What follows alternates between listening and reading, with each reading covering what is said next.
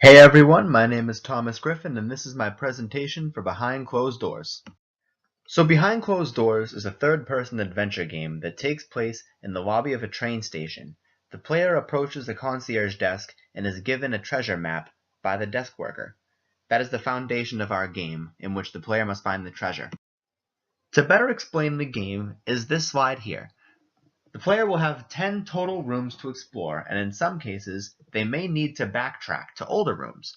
For example, if they're stuck on room number 6 and they can't find anything in the room to get to room 7, they may have to backtrack to older rooms.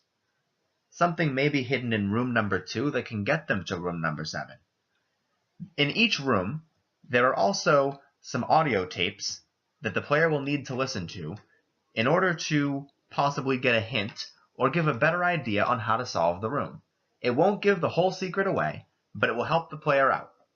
Think of the movie Saw for a better idea of this. The purpose of a time limit is to give the player a sense of urgency, not to rush their meaningful choices, but rather to give them more motivation to not stall around in one room. If the player takes too long, the player will start to hallucinate. A good reference here is of the game Eternal Darkness, where they may see things that aren't actually there. Extra doors, extra collectibles, etc. All of the things shown on this slide tie into feasibility. A big risk involved with this game is that the gamer may or may not get tired of seeing the same rooms in the same sequential order every time they play it. However, there is the possibility of updating in the future. If the game takes off, there could be an update in which another series of rooms could be added, or better yet, the 10 rooms included in this game may or may not have some new puzzles added to them. So what makes a game like this interesting, and better yet, what keeps a current player interested? As I mentioned in the previous slide, a big idea would be to add extra rooms, or to add extra puzzles to the rooms already included.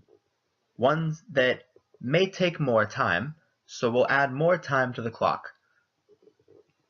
Other ideas could be to add more fun content, side mini-games, and other things could be added to make the game more enjoyable for the gamer.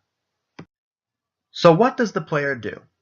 The player will use meaningful choices in most rooms, and audio clips provided in every room to get through the 10-room puzzle in order to find the treasure that is located at the very end. Take picture number 1 for example, a Christmas tree setting.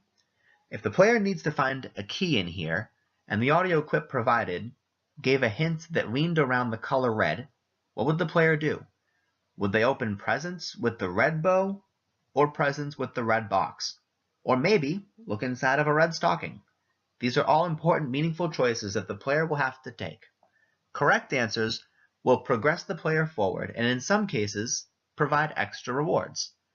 Incorrect answers may reset the room progress altogether, delay the player's progression time, or lock away extra rewards that may have been obtained if the player had made the correct choice.